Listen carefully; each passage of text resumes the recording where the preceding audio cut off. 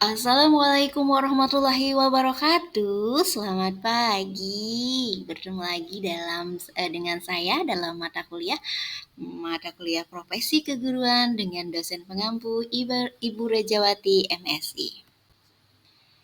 Kali ini saya dalam pemaparan pengembangan metode pembelajaran PAUD bersama saya Rita Haryati 1862150063, yaitu jurusan Prodi PG PAUD semester. Perlu kita ketahui, apa sih itu PAUD? PAUD, pendidikan anak usia dini, merupakan tahapan pendidikan yang sangat penting dalam pembentukan karakter dan kemampuan anak usia dini. Periode emas ini, yang meliputi usia 0 sampai 6 tahun, adalah fase di mana anak-anak mengalami pertumbuhan dan perkembangan yang pesat, baik fisik, emosional, sosial, maupun kognitif. Oleh karena itu, PAUD memiliki peran yang sangat vital dalam memberikan fondasi yang kuat bagi perkembangan anak menuju masa depannya. Pendidikan anak usia dini di latar belakangi memiliki peran strategis dalam membentuk dasar karakter dan potensi anak-anak sejak usia dini. Namun, dalam perkembangannya, PAUD dihadapkan pada berbagai tantangan kompleks termasuk perubahan dinamika sosial, ekonomi, dan teknologi yang terus berkembang pesat, sekaligus respon terhadap tuntutan zaman yang semakin tinggi. Diperlukan pengembangan model pembelajaran PAUD yang inovatif dan efektif.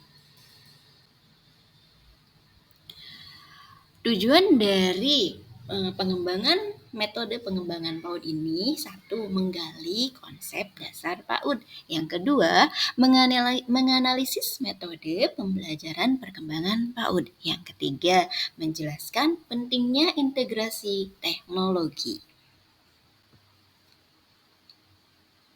Selanjutnya, di sini dikenalkan berbagai landasan teori tentang metode perkembangan PAUD. Yang pertama, landasan teori. Landasan teori ini didasarkan pada 4 landasan teori PAUD secara umum. Yang pertama yaitu teori Zen-Piaget, yaitu tahap-tahap perkembangan kognitif, di mana anak dibedakan berdasarkan kemampuan kognitif anaknya. Yang kedua adalah teori Erikson. Tahap ini di mana memperkenalkan anak tentang tahapan psikososial. Yang ketiga adalah tahapan Vygotsky, di mana ini adalah tentang tahapan pembelajaran sosial anak. Yang keempat adalah tahapan Gardner, di mana tahapan Gardner ini memberikan satu teori bahwa anak memiliki kecerdasan majemuk. Bukan saja anak, tapi setiap manusia memiliki kecerdasan majemuk yang berbeda-beda perkembangannya. Oleh sebab itu, dari teori Gardner ini terciptalah sebuah pembelajaran diferensiasi. Kemudian prinsip dari pembelajaran itu sendiri. Prinsipnya yaitu aktif dan bermain. Yang kedua, berbasis pengalaman. Yang ketiga, kolaboratif dan sosial. Yang keempat, berpusat pada anak. Yang kelima, terpadu. Yang keenam, adaptasi teknologi. Dalam masa perkembangan zaman ini, kita harus mampu mengadaptasi teknologi untuk dijadikan pembelajaran terhadap anak usia dini. Selanjutnya adalah teori terkini di abad 21 ini, di mana PAUD yang tadi mengadaptasi teknologi harus mampu memberikan teori-teori terkini dalam metode pembelajaran pengembangan PAUD. Yang pertama, berbasis proyek. Yang kedua, berbasis masalah. Yang ketiga, berbasis kecurangan atau bisa disebut juga berbasis permainan. Yang keempat, berbasis penemuan kolaboratif. Yang kelima, kolaboratif. Yang keenam, berbasis teknologi. Yang ketujuh, berbasis kecerdasan. Yang kedelapan, gamifikasi atau menggunakan game-game melalui produk-produk digital. Selanjutnya, model-model pembelajaran PAUD yang selama ini berkembang, yaitu model Montessori, di mana Montessori menitik beratkan pada 3 tahapan, yaitu lingkungan dipersiapkan dan terorganisir. pembelajarannya mandiri, pengembangannya kemampuan motorik anak. Yang kedua, Reggio Emilia, di mana Reggio Emilia menekankan pada tiga titik penting, yaitu pentingnya proyek kolaborasi, penggunaan media ekspresi, dan yang ketiga, pentingnya dokumentasi. Yang ketiga yaitu pola metode pembelajaran high scope, di mana pembelajarannya aktif. Yang kedua, pembelajarannya berbasis bermain. Yang ketiga, pembelajarannya mengembangkan rencana permainan atau lesson plan. Selanjutnya yaitu model terbaru dari era digital. Seperti yang pertama, integrasi teknologi yang relevan, di mana teknologi saat ini harusnya mampu mendukung perkembangan metode PAUD. Yang kedua, pembelajaran berbasis permainan. Permainan bukan hanya permainan tradisional, namun juga harus berbasis pada teknologi yang relevan tadi. Yang ketiga, pendekatan pembelajaran berbasis proyek, di mana anak-anak diajak untuk menciptakan atau berkreativitas tinggi. Yang keempat, pembelajaran kolaboratif, di mana anak-anak diwajibkan atau diberikan kesempatan untuk berkolaborasi dengan temannya, satu kelompok, ataupun dengan orang lain yang sebaya.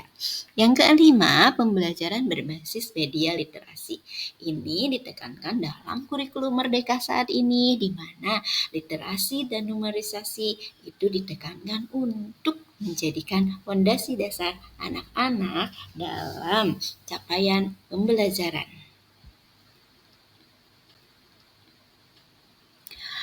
Faktor-faktor yang mempengaruhi terjadinya pembelajaran. Yang pertama, faktor orang tua, di mana orang tua harus mampu mensupport segala macam minat dan bakat anaknya. Yang kedua, faktor teknologi, di mana teknologi perlu pengawasan dari orang tua. Kalau anak-anak kita diberikan gadget ataupun teknologi lainnya, perlu diawasi oleh orang tua ataupun gurunya. Yang ketiga, faktor ketersediaan sumber daya manusia, di mana kualifikasi pembelajar untuk PAUD harus berkualifikasi dengan linear terhadap pendidikan anak usia dini.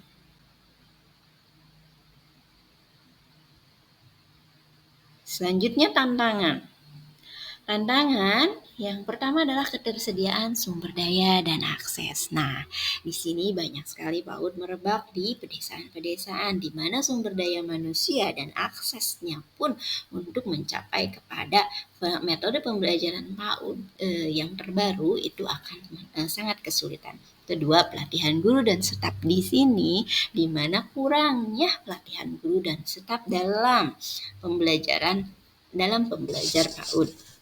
Yang ketiga, pemilahan konten yang tepat, di mana konten-konten pembelajaran PAUD yang tersebar harus dipilah dengan baik oleh guru-guru PAUD. Yang keempat, keselamatan dan keamanan digital. Ini pun harus diperhatikan oleh para pembelajar di era zaman sekarang ini. Yang kelima, ketidaksertaan dan inklusivitas. Selanjutnya, manfaat pembelajaran efektif. Manfaat pembelajaran efektif ini sebagai dasar pendidikan yang kokoh untuk anak-anak, karena pembelajaran yang efektif berbasis pada permainan, berbasis pada kreativitas, dan juga berbasis pada kurikulum Merdeka, yaitu profil pelajar Pancasila. Keterampilan sosial anak juga sangat dikembangkan dalam pembelajaran efektif. Yang ketiga, meningkatkan minat dan motivasi belajar anak. Kesimpulannya, pentingnya pendidikan anak usia dini dan pentingnya pendidik PAUD memiliki skill di bidang PAUD guna meningkatkan berbagai hal perkembangan anak, sehingga anak mampu menjadi anak-anak yang hebat di masa yang akan datang. Terima kasih. Wassalamualaikum warahmatullahi wabarakatuh.